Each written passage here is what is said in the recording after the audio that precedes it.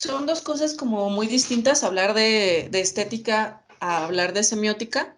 Digamos que pues la estética pues es pues una rama más de la filosofía y la semiótica deriva un poquito más de la lingüística, ¿no? Que es un sistema en el que pues se trató de desarrollar como una forma de interpretar como los diferentes signos, ¿no? El lenguaje, por ejemplo, también mucho como en la traducción, como nosotros podemos como culturalmente percibir como las cosas de una manera distinta.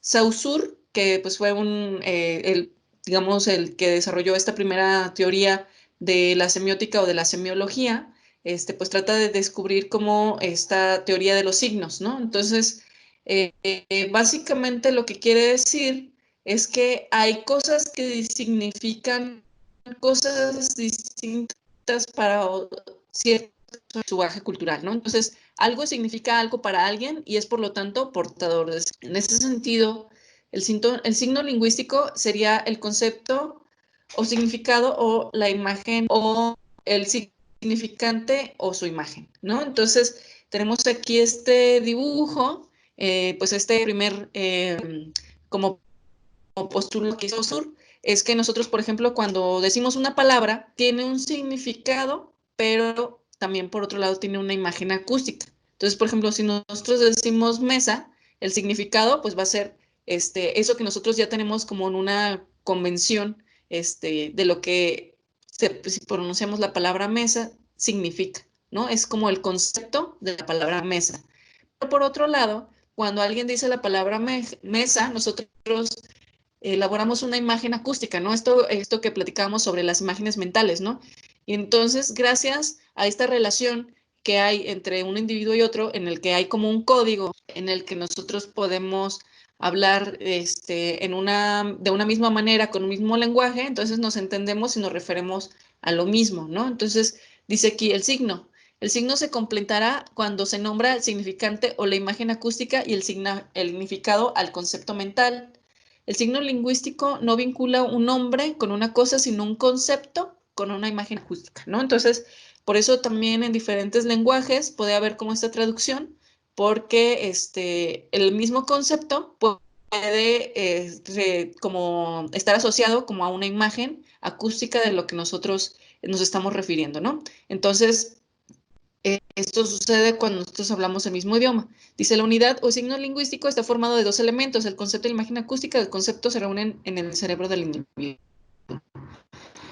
Y entonces, por eso es muy importante pensar quién dice qué, a quién, por qué canal, bajo qué condiciones, con qué intención y con cuáles efectos, ¿no? Porque, por ejemplo, cuando nosotros tenemos significado como muy lineal, no hay ningún problema, pero cuando ya hay como algún variante, entonces ya hay como estos problemas como de comprensión. Y lo que sucede mucho con los artistas, comunicadores visuales, pues es tratar también de apropiarse como de los significados de diferentes elementos y transformarlos, ¿no? Entonces, por ejemplo, cuando hablábamos de estas primeras pinturas que se hacían en la época medieval, pues tenían una serie de iconos que ya eran como muy concretos y que significaban cosas en específico, ¿no? Entonces, incluso una pintura se podía leer como si fuera, pues, un texto, ¿no? En que cada elemento que estaba ahí tenía un significado como muy, muy establecido, ¿no? Y entonces, eso daba como una noción como muy clara de lo que quería decir la pintura, ¿no? Y porque estaba hecho para un cierto público que también entendía como esos códigos. Y estaba presentado, por ejemplo, en las iglesias, en un ambiente en el que pues era para que todos se conocieran como la palabra de Dios en algún punto, ¿no? Pero si nosotros cambiamos como muchas de estas variantes, podemos transformar lo que nosotros estamos diciendo y a quién se lo estamos diciendo. Entonces, este postulado semiológico o semiótico define la estructura formal de los signos, que pueden ser imágenes y texto. Como les decía, esta teoría empezó a desarrollarse principalmente para los textos, para una cuestión totalmente lingüística, pero las artes visuales también, digamos que se apropiaron un poquito de esta teoría para hablar sobre el contenido de los mensajes que se divulgan por medio de estas imágenes, ¿no? Entonces, lo que nosotros buscamos con una saturación semántica, es decir, utilizando diferentes elementos visuales que tengan diferentes significados, es construir una imagen distinta y que todos los elementos que participan en esta imagen signifiquen al máximo, al igual que las formas, los colores y las palabras, ¿no? Entonces, es por eso que yo les insistía mucho en que cada elemento que aparezca en la imagen que ustedes construyan significa, ¿no? Y entonces, la elección del color, la actitud, qué elemento sale, por ejemplo, eso es como muy claro en cine, ¿no? En cine, todo lo que aparece en una escena está pensado y está planeado, nada está como ahí de una manera arbitraria, todo significa algo. ¿No? Entonces nosotros cuando construimos imágenes, todo también tiene ese impacto, ¿no? Tiene una representación, tiene una historia, tiene algo que simboliza, ¿no? Como les decía, desde la composición, desde si está arriba o está abajo, si está a la izquierda o está a la derecha, si está mirando hacia la cámara o no, si tiene un fondo con muchos elementos o no, si usa ciertos colores, si usa cierto tipo de iluminación, todo significa, ¿no? Entonces, eso es como lo más importante también de desentrañar y nosotros aumentar como nuestro bagaje visual porque todos los elementos que nosotros conocemos en la vida, todo tiene un significado, todo tiene una representación, ¿no? Entonces, incluso, por ejemplo, cuando nosotros vemos memes, ¿no? Cuando son memes sobre un tema que estamos viviendo actualmente, tiene un significado como muy preciso. Pasa el tiempo, el meme desaparece, lo vuelves a ver y ya no tiene el mismo impacto porque no tiene este mismo nivel de significación, como a lo mejor anteriormente se concebía, ¿no? Entonces todo esto también se va transformando y entre nosotros también conozcamos más cosas, vamos a poder descifrar o entender como más cosas que suceden. No sé si por ahí alguien vio una película que también ha salido hace poco en el cine que se llama El Faro.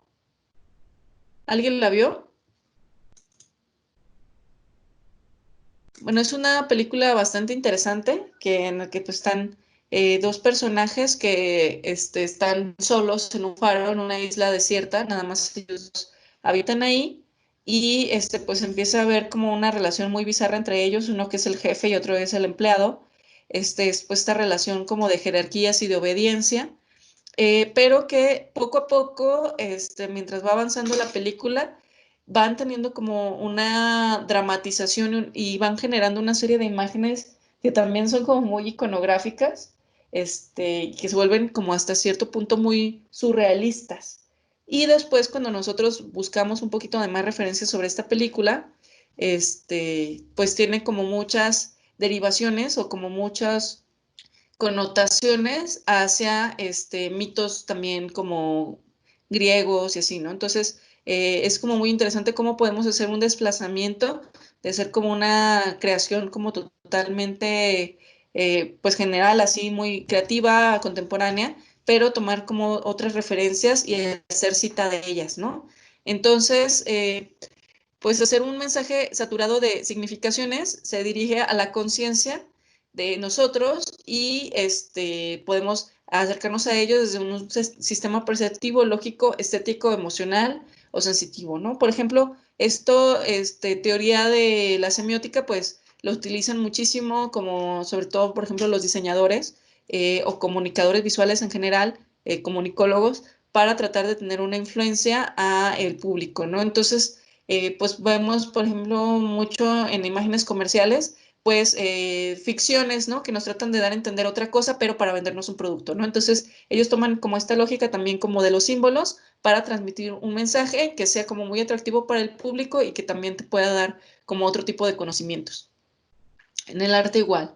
Por ejemplo, esta es una pieza de René Magritte que pues dice, esto no es una pipa, ¿no? Pero vemos la imagen de una pipa. Entonces, aquí está tratando de jugar como con esa percepción, ¿no? O sea, si bien nosotros tenemos como esta imagen que pues sí, es una pipa, pero el texto nos dice que esto no es una pipa, entonces, ¿qué es? Entonces ya nos hace plantearnos como más preguntas. Él pues lo hace desde esta perspectiva también muy surrealista, y que pues se complementa como con su demás cuerpo de obra, pero que para empezar pues nos presenta esta pregunta. Entonces, al poner este texto relacionado con la imagen, está cambiando y transformando totalmente el significado. Si no es una pipa, ¿qué es? ¿Qué es? Pues una pintura. Sí, es una pintura. ¿Es una pregunta? Sí, es una pregunta. ¿no? Entonces, ¿qué es lo que está sucediendo con esta imagen? Por otro lado, por ejemplo, tenemos este ejemplo de una escultura de León Ferrari, en el que él pues se apropió de dos elementos como muy comerciales, esta imagen de Cristo y esta figura de un avión, ¿no? Él es un artista argentino y entonces conjunta estas dos imágenes para hacer como un Cristo crucificado, pero que transforma completamente como esta imagen, ¿no? Hace una escultura, apropiándose de dos elementos que aparentemente no tienen nada que ver, y entonces transgrede también como esta imagen sacra de este Cristo crucificado, también digamos que hace una profanación. Para que haya una profanación, pues tiene que haber una imagen sagrada, y pues es también muy controversial por utilizar este tipo de imágenes religiosas, llevándolo pues también, por ejemplo, a esta imagen bélica de un avión de Estados Unidos, y el título nos da como mucho a entender sobre lo que el artista quiere transmitir, ¿no? Que es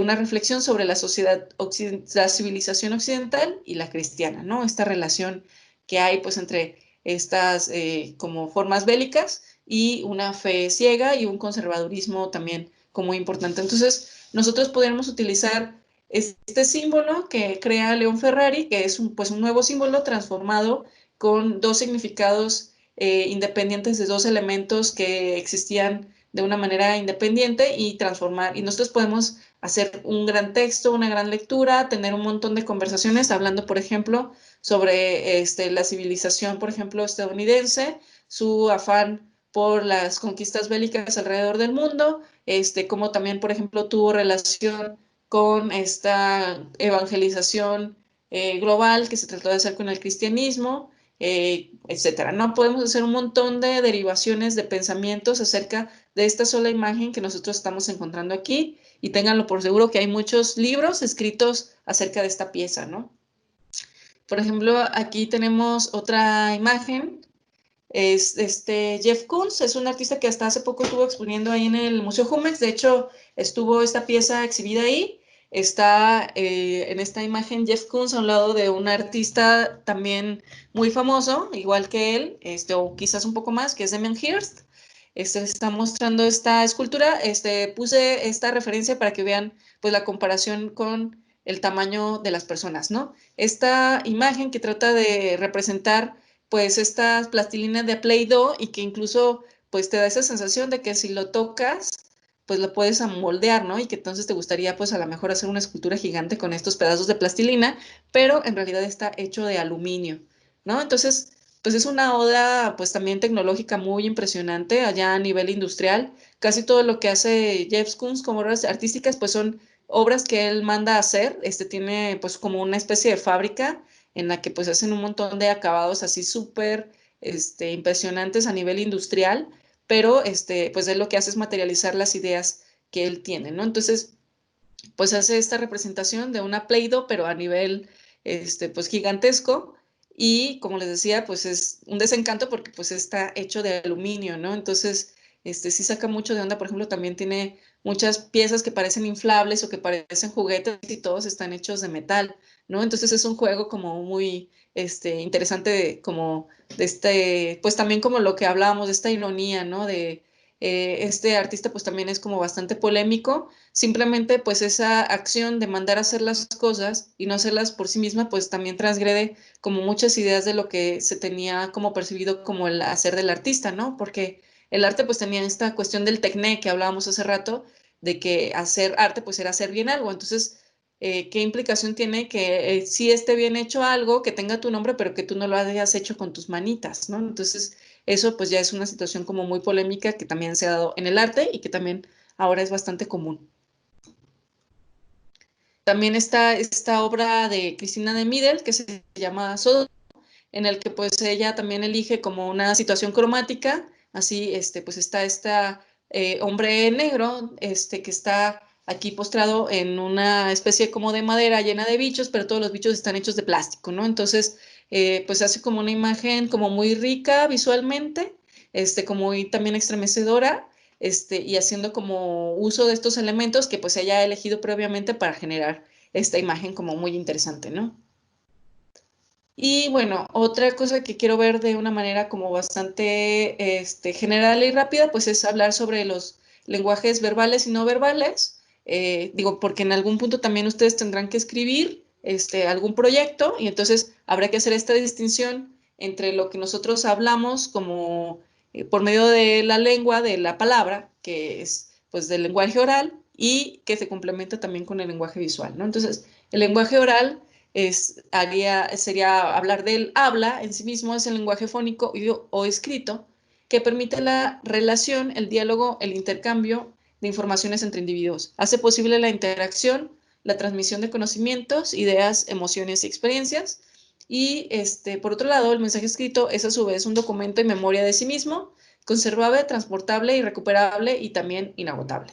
Y por otro lado, el lenguaje visual es una expresión por medio de figuras gestuales, las posturas, la mímica y las expresiones faciales, ¿no? Que nosotros también podemos comunicarnos a partir de ellas. El mundo visual se compone de la realidad perceptible de nuestro entorno, las cosas reales que configuran nuestros escenarios de vida, que es decir, el mundo físico, y las imágenes de las cosas. Ambas son de naturaleza radicalmente diferente. Los objetos son objetos que significan.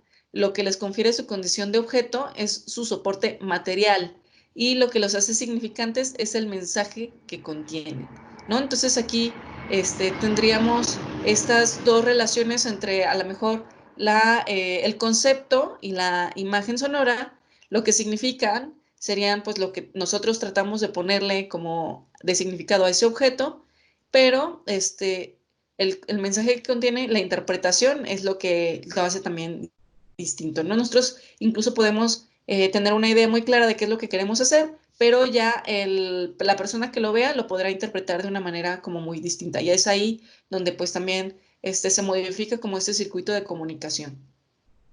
Entonces el texto señala, designa, describe, relata y argumenta. Un texto es descifrado, es secuencial y es un proceso. Y la imagen, por otro lado, representa, presenta, muestra y demuestra. Es percibida, es instantánea, es una sensación, ¿no? Entonces, por eso hablamos de esto de que una imagen habla más que 1000 palabras, porque para un texto pues sí necesitamos como tener una estructura que especifique como por medio del lenguaje, de una manera argumental, un relato, y la imagen pues más bien se presenta en sí misma y entonces es percibida como de una manera más instantánea, ¿no? Y creando como una sensación más directa, aunque con el texto también se pueden generar pues muchas sensaciones. Entonces pues el poder de la imagen es como muy fuerte porque la imagen es un fragmento de la realidad. Entonces, lo que hace un artista, un productor visual, es elegir un fragmento de esa realidad que le interesa, ¿no? Y entonces, esta selección de una imagen que a nosotros nos interesa de la realidad implica la toma de posición de un artista, ¿no? Es decir, tener una postura política, tener un marco de referencia, un comentario crítico, una postura en sí, pues eso es esta elección que nosotros estamos generando, ¿no? Entonces, es un espacio donde se mezcla la estética, la cultura visual y el deseo de expresividad o de seducción, porque al final, pues las imágenes están creadas también para seducir al espectador, ¿no?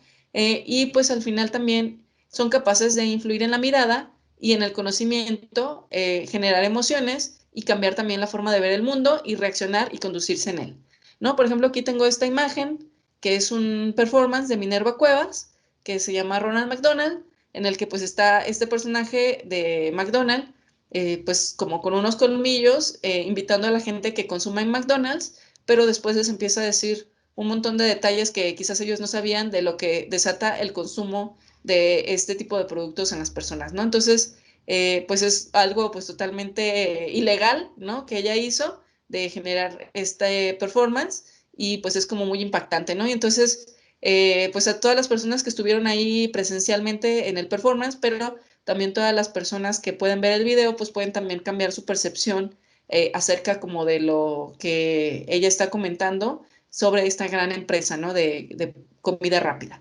¿no?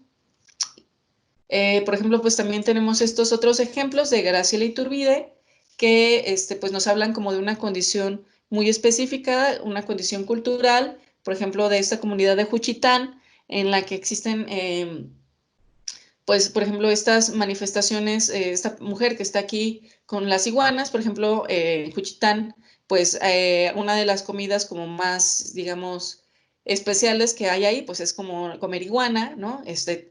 Hay muchos animales, por ejemplo, también se comen huevos de tortuga y son comunidades que pues conservan como muchas tradiciones de antaño y que pues están protegidos como por esta ley de los usos y costumbres. Y también tienen estos personajes que son los mushes, ¿no? Que es este personaje que está aquí del lado derecho, que pues son estos hombres que son criados como mujeres para cuidar a los padres, para, digamos, también manejar como las finanzas de la familia y decorar como las bodas, y tienen como algunos aspectos sociales como muy establecidos dentro de la sociedad juchitana en Oaxaca, y que pues no tiene que ver a lo mejor tanto con la cultura gay que nosotros conocemos en las ciudades, sino que es pues un hombre que se vive como una mujer, pero con un rol muy específico socialmente, ¿no? Entonces, pues esta narración pues nos habla como de esta cultura y de toda la historia que hay detrás de ella. Por ejemplo, también tenemos esta otra imagen de Gregory Crewdson, que dice Untitled Beer Dreams from Twilight, ¿no? Que parece que es pues una persona que está siendo abducida por un ovni, y pues es una producción fotográfica que tiene como un carácter muy cinematográfico, una gran producción que pues también tiene como este impacto como visual como muy importante, ¿no? O, por ejemplo, esta imagen de Matthew Barney, que Matthew Barney pues es un artista visual que pues ha desarrollado sobre todo en el ámbito del video, pero tiene pues esta gran serie de trabajos que se llaman Cremasters, es el Cremaster Cycle. Creo que es el primer Cremaster, son como, pues ya creo que van como 7. Este, y pues luego también él hace como algunas reproducciones de algunos de los elementos, estos objetos que utilizan los videos, que por ejemplo pues aquí hace pues pues hizo esta filmación en un estadio de fútbol americano, creo, y pues es por ejemplo este uso de estos elementos super comerciales de Goodyear. Hace como una especie de coreografías con elementos también muy surrealistas, como haciendo unas realidades paralelas, también haciendo como una crítica a muchas situaciones sociales como muy a veces intangibles, pero pues también como una imagen totalmente fantástica, ¿no? Utilizando como elementos de la vida contemporánea, así como una imagen muy posmoderna, que pues también tiene como un gran impacto visual, ¿no? Él, como dato adicional, creo que fue esposo, creo que ya no sigue con ella, pero fue esposo de Bjork, Matthew Barney, ¿no? Incluso también hicieron algunas producciones cinematográficas juntos. Entonces, pues es muy importante a la hora de generar imágenes, pues tener esta idea de atrapar la mirada y pues generar como un interés en el mensaje, tratar de ser originales, tratar de generar imágenes que tengan como un cierto grado de sensualidad, fascinación visual, placer estético, implicación psicológica, y que tenga una cierta utilidad e interés en el contenido, ¿no? Entonces, el que sigamos como estos parámetros va a provocar que a lo mejor las personas se detengan un poco más a ver las imágenes que ustedes están produciendo, ¿no? Entonces, tratar de hacer algo que sea visualmente atractivo, placentero, pero que también sus contenidos sean interesantes. Entonces, por ejemplo, aquí tenemos esta imagen de Daniela Edburg, es una fotógrafa que empezó su carrera como pintora, y entonces pues ha hecho como muchas imágenes como visualmente muy, muy interesantes, utilizando principalmente Photoshop, ¿no? Entonces aquí pues vemos pues esta gama cromática rosa, esta mujer que está como siendo atacada por un algodón de azúcar gigante que la está persiguiendo mientras ella misma tiene uno en la mano, ¿no? Entonces es una imagen como visualmente como muy, muy atractiva. Entonces, pues es muy importante también capturar el ojo. Comunicar visualmente es la acción de contacto y transferencia de información por medio del lenguaje gráfico. Esta acción es posible porque hay algo de común en la fuente emisora y el polo receptor, algo que se transmite a través de las imágenes y signos que ambos pueden descifrar y que está cristalizado en el mensaje, es decir, el significado. Es necesario que exista empatía y conexión entre el trabajo del comunicador visualista con su destinatario, ¿no? Entonces, es como muy importante todo esto que hemos estado hablando, de tratar de que todos los elementos que nosotros usemos signifiquen. Entonces, para generar como esta captura del ojo, ¿no? Entonces, por ejemplo, esta pintura de Fernanda Brunet, que es una pintora que a mí me gusta mucho, pues tiene pues estas serie de pinturas que hacen como tratando de emular como algunos sonidos onomatopéicos.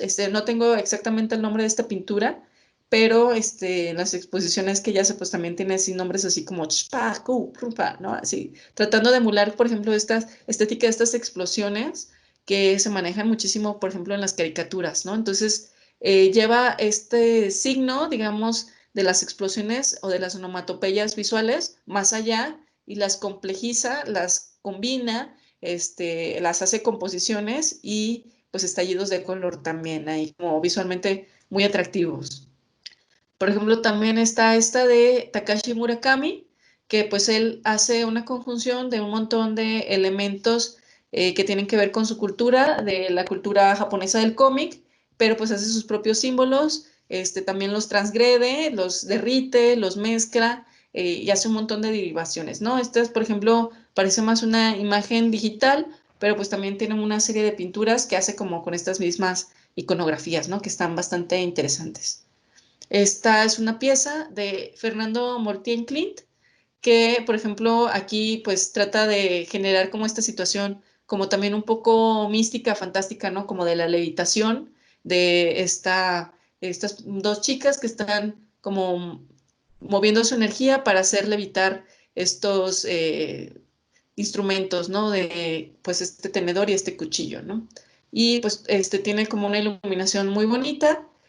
Podemos ver también aquí diferentes fuentes de iluminación, esta que está aquí, esta lámpara que está acá, esta acá que está acá. Tiene de repente una lámpara que no se alcanza a ver aquí, que le está dando luz en esta parte, y otra que le está dando luz de frente a esta otra actriz, ¿no? Que está aquí en esta escena que están generando. Esta es una imagen que es también muy, muy atractiva de una artista que se llama Ana Casas. Estos artistas pues son mexicanos, tanto Fernando Mortín Clit, también esta Brunet y esta otra que vimos, Daniela Elburg, son mexicanos. Bueno, Takashi Murakami pues es japonés. Ana Casas es mitad española, mitad austríaca, pero vive aquí en México desde hace mucho y tiene este proyecto que es muy interesante. Si tienen oportunidad, búsquenlo. Que habla sobre la maternidad, ¿no? Sobre el deseo de ser madre. Y entonces, pues ella hace un ensayo fotográfico de todo el proceso desde su embarazo hasta que sus hijos, pues son unos niños, y desde su nacimiento, las afectaciones que ella tuvo al cuerpo, habla sobre todo pues de esta perspectiva de la maternidad, y ella pues hace también como una serie de acciones que documenta con fotografía con sus hijos, ¿no? Aquí pues en este caso pues le está como derramando leche en la cara de su hijo y toma esta fotografía que pues es como bastante impresionante y atractiva, ¿no? Haciendo performance con su hijo, tratando de hablar también sobre la maternidad, ¿no? Digamos que en ese sentido la leche, pues, sería, pues, esta condición también sobre lo materno, sobre esta relación que hay entre el hijo y la madre, ¿no? Que, pues, también tiene muchas connotaciones. Y, bueno, este otro fotógrafo que se llama Steven Klein, que, pues, es un fotógrafo publicitario que, pues, también tiene esta forma también muy surrealista de generar imágenes y trabajar como esta fotografía de moda.